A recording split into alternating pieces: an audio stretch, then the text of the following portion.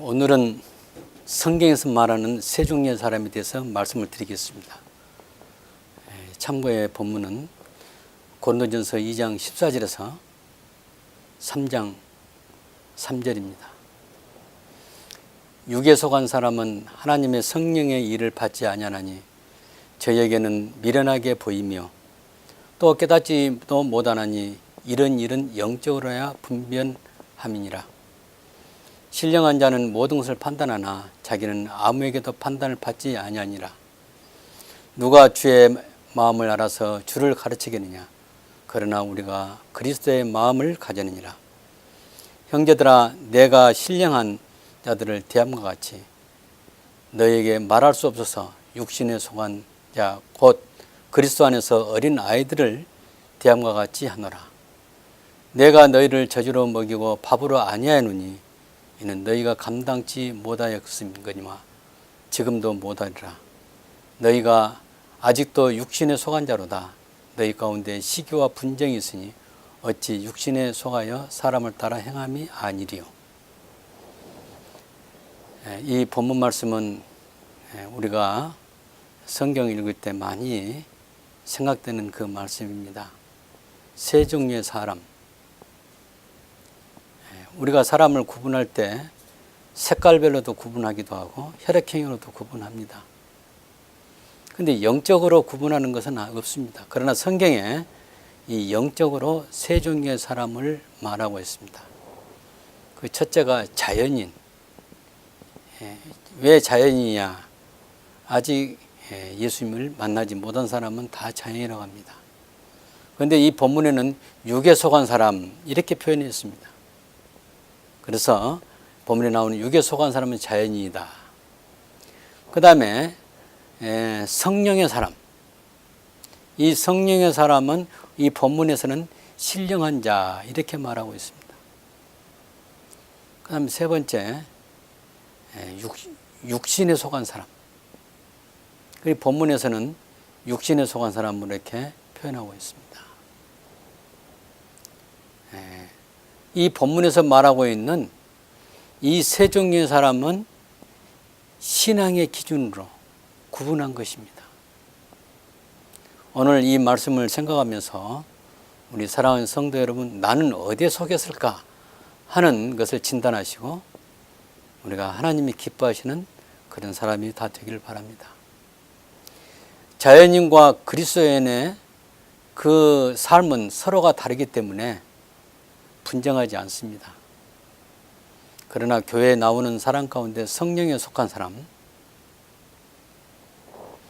성령에 속한 사람은 영적인 상태가 다르므로 서로 충돌하여 문제를 일으킵니다. 성령에 속한 사람과 육신에 속한 사람은 이렇게 부딪히는 거예요. 하나님이 원하신 것은 모두가 성령으로 충만하여 성령인이 되는 것입니다. 고린도 교회는 파가 많이 나눠져 있었고 영적인 시각이 달라서 서로 자기 은사가 제일이라고 주장하므로 교회 안에 분쟁이 있었습니다. 이 파라면 그 조그만 교회 안에서 숫자도 많지 않은 데서 나는 바울파다, 나는 아볼로파다. 어떤 사람은 좀 고상해서 나는 예수파다. 이렇게 말하기도 합니다. 그 다음에 은사라면 요즘에 우리 주위에 많은 교회에서 은사를 말합니다. 우리가 가지고 있는 달란트적인 은사가 있는가 하면 영적인 은사라고 해서 방언과 예언과 이것을 많이 이야기합니다. 물론 고린도 교회는 어떤 은사가 있는지 모르지만은 모두가 다 자기의 은사가 제일이다 그랬습니다. 고린도서 읽어보면 방언의 은사가 나오고 예언의 은사가 나옵니다. 아마 그런 영적인 현상을 가지고 많이 이야기했을 것입니다. 고린도 교회는 바울이 1년 반 동안 전도하고 가르침으로 세운 교회입니다. 고린도 교회는 매우 열심히 있었고 모범된 교회였습니다. 그런데 바울이 지금 현재 어디 있느냐? 에베소에 있습니다. 에베소에 있는 그 성도들에게 역시 똑같은 복음으로 가르치고 있습니다. 그런데 들리는 소문에 의하면 고린도 교회에 분쟁이 있다 이 말을 듣고 우리가 잘 아는 바울은 고린도전서를 쓰게 된 것입니다. 그리고 고린도 교회에 또 어떤 일이 있었냐 하면 음행이 있었다는 말을 바울이 들었습니다. 이에 대해서 하나님 말씀으로 권면하기 위해서 이 편지를 쓰게 된 것입니다. 여기서 바울은 영적인 측면에서 세 종류의 사람이 있다고 말합니다. 그것이 바로 자연인, 그다음에 성령인, 육신의 사람입니다. 교회 안에 육신에 속한 사람이 많을수록 그 교회는 세상을 많이 닮았으며 성령에 속한 사람이 많을수록 그런 교회는 천국을 많이 닮는 것입니다. 사탄은 우리가 육신에 속한 사람이 많아지기를 원할 것입니다. 그러면 세 종류의 사람에 대해서 좀 설명해 볼까요? 이것은 나의 영적인 현주소를 아는 데 필요합니다. 내가 어디에 속아 있을까요? 내가 어디에 속해 있는가를 각자가 진단해 보시기 바랍니다. 첫째, 자연인입니다. 본문은 육에 속한 사람이다. 헬라어에서 육은 푸시케 혹은 푸시코스라는 그 단어로 나타납니다. 이 사람은 같은 사람인데 속은 동물적인 생명의 본질을 가진 존재란 뜻입니다. 그 안에 하나님이 계시지 않고 하나님의 성령이 계시지 않기 때문에 하나님과 아무런 관계가 없습니다. 이 자연인은 그 안에 성령의 일을 받지 않기 때문에 하나님에서 알 수 없습니다. 죽음이라는 것도 알 수 없고 영생이란 말도 이해가 되지 않고 부활이란 말도 이해가 되지 않습니다. 그저 사람은 사람인데 우리가 신앙적으로 볼 때는 하나님 믿는 그런 신앙인이 아니라 일반 동물들과 같이 그저 먹고 마시고 즐기는 그것에만 전념하는 그런 사람들입니다. 아직 하나님을 만난 적이 없는 사람, 예수님을 만난 적이 없는 사람, 이 자연입니다. 우리가 전도할 때 어떤 사람에게 전도하냐, 이런 자연인에게 전도합니다. 이 자연이라면 우리가 아직 예수를 안 믿는 사람을 말하는데 이 가운데는 무정교도 있고 이 가운데는 불교 믿는 사람도 있습니다. 아직 전도를 받지 않았거나 받아서도 그리스도를 따르지 않고 타종교를 신앙하거나 신자가 되지 못한 사람을 자연이라고 말합니다. 이런 사람을 그대로 방치하면 동물처럼 생각하고 동물처럼 세상을 살아가는 인생이며 끝에는 구원받지 못하고 지옥에 떨어지는 것입니다. 요즘 사람들 보면 참 많은 면에서 관능적으로 변해갑니다. 이 세상의 아름다움을 보고 세상의 그 아름다움을 추구하면서 인생의 목적이 우리가 사는 동안 지상에서 즐기는 것이라고 생각하고 그런 관능적으로 많이 달려갑니다. 기독교의 입장에서는 아직 영적으로 거듭나지 못했기 때문에 그런 거듭나지 못한 사람이 이 자연인에 속하는 것입니다. 자연인의 특징은 영적으로 죽었다는 것을 스스로가 알지 못하고 있습니다. 아직 하나님을 만나지 않았고 예수님에서 이름은 알고 있지만은 아직 예수님을 구주로 만나지 못한 사람입니다. 무정교에 속한 사람, 불교나 이슬람교, 여러분이 생각해 볼 때 지상에 많은 종교가 있는데 이런 사람들은 다 그리스도를 만나지 못했기 때문에 다 자연인에 속합니다. 우리 지상에 수많은 그 인구가 살고 있는데 대부분이 자연이 아닐까요? 사도 바울이 이렇게 예수 믿지 않는 사람을 자연이다 구별하는 것은 그 기준은 예수님을 만나냐 안 만나느냐, 예수님을 현재 만나서 예수님과 동행하느냐 안 하느냐에 따라서 나눈 것입니다. 현재 교회를 다니고 있지만은 아직 예수님을 주님으로 만나지 못한 사람은 자연에 속합니다. 여러분, 이거에 대해서 이상하지 않습니까? 내가 지금 교회를 다니고 있는데, 하여튼 교회 다니는 사람은 무조건 붙여주기를 신자다 이렇게 불러줍니다. 그러나 그 개인적으로 그 마음을 판단하고 자신을 너무 잘할 것입니다. 내가 아직 주님을 만났냐? 아직 만나지 못했느냐? 여기에 따라서 내가 참 신자냐 아니면 자연이냐를 분별할 수 있는 것입니다.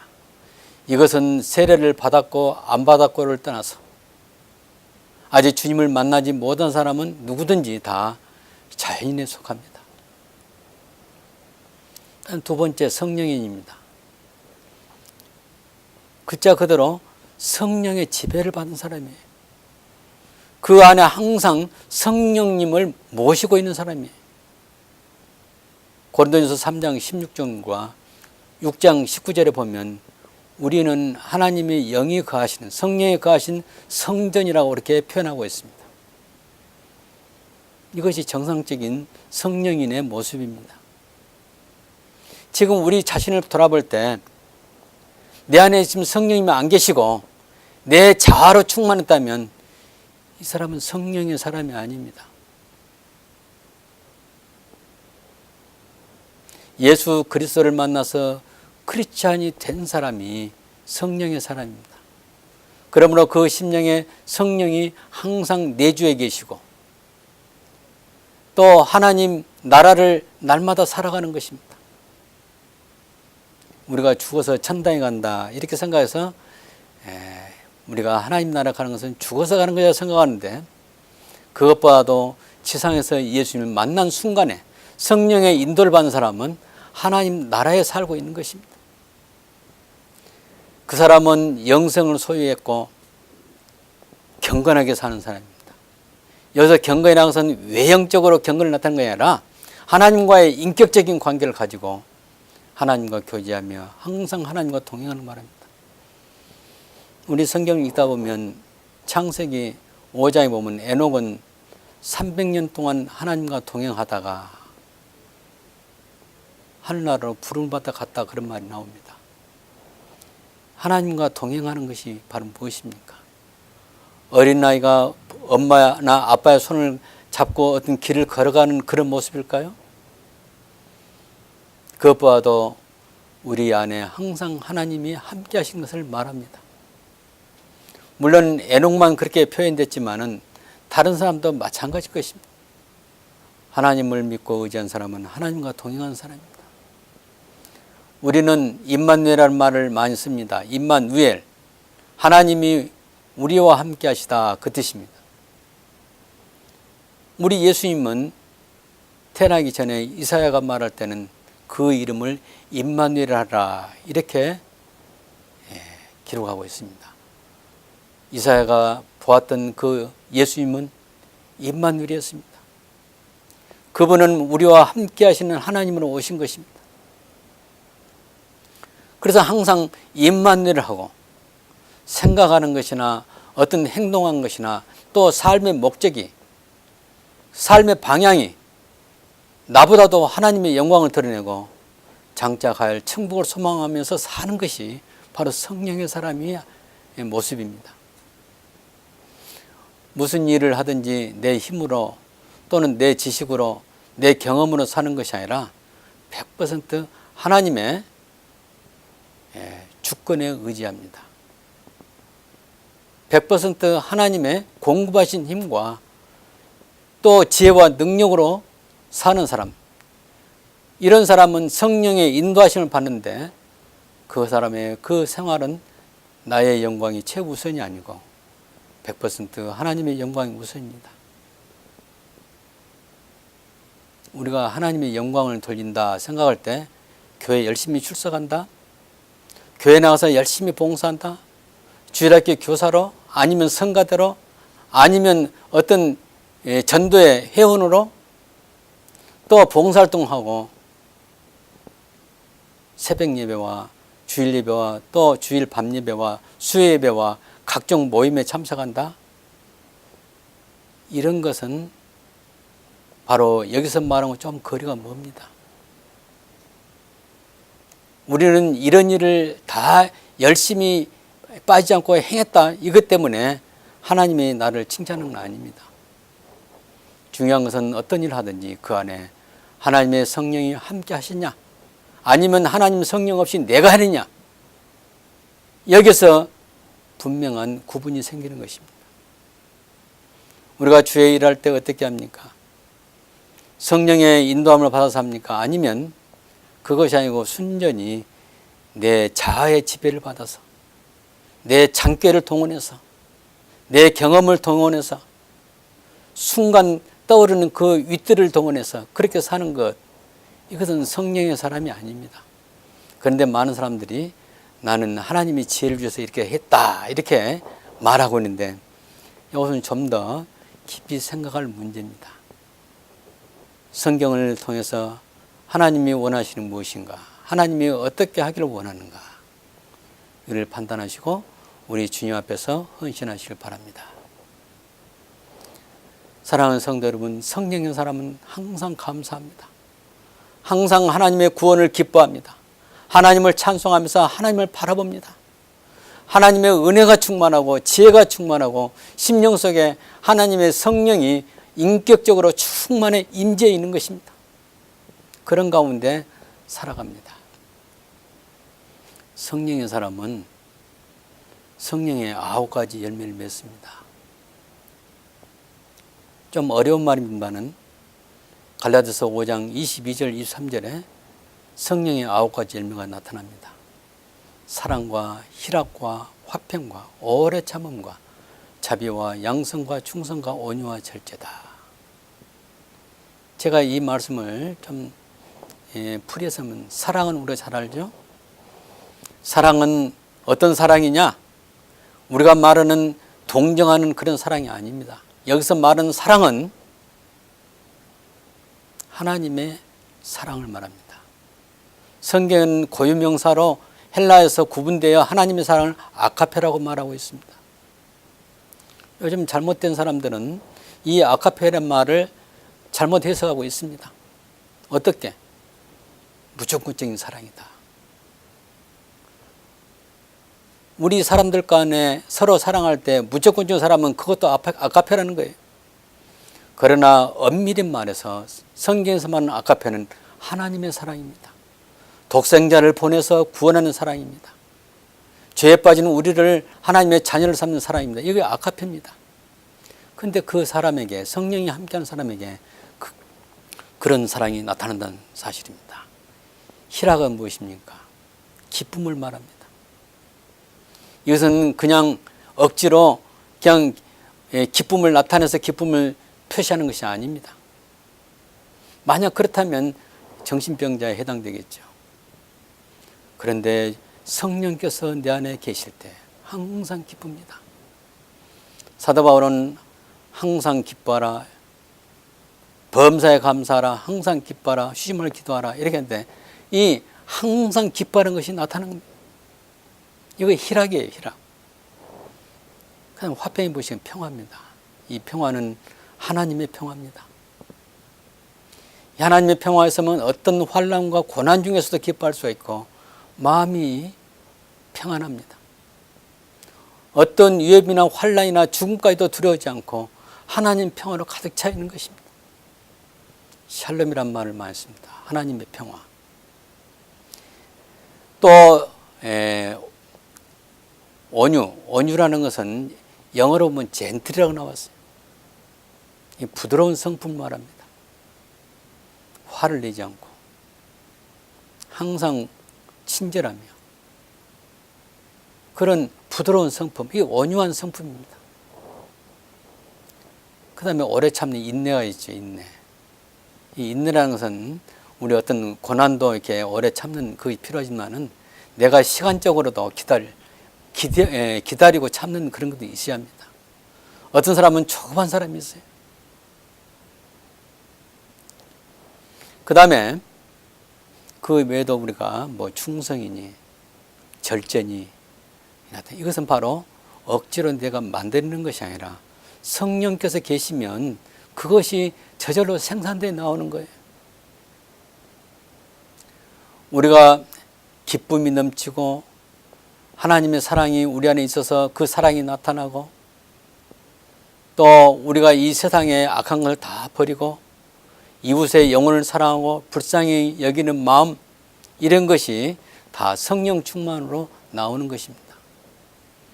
여러분, 성령 충만한 사람은, 성령의 사람은 말씀을 즐겨 읽고 하나님과 깊이 교제하는 그런 기도와 찬송이 있습니다. 걸어갈 때나 일할 때나 공부할 때 나타납니다. 우리 어렸을 때 어떤 집사님은 일을 하면서 항상 흥얼흥얼 그래요. 가만히 들어보면 그 속에 찬송가, 곡조도 맞지 않은 찬송가를 부르고 있어요. 이 세상에 아름다운 노래도 있지만은 찬송가에 나오는 그 찬송을 부르는 모습을 때 역시 그 안에 하나님의 성령님이 계시구나, 이것을 느낄 수가 있었습니다. 우리가 성령 충만은요, 중단될 수 없는 거예요. 24시간, 아니 매 순간 매 초요, 항상 성령님이 계시는 거예요. 그런데 어떤 사람은 생각이 바뀝니다.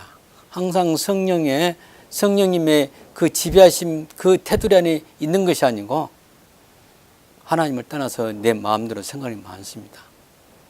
이것은 아담과 하와가 하나님을 순간 떠나서 하나님 계명을 어기고 선악과를 따먹는 그 모양과 같습니다.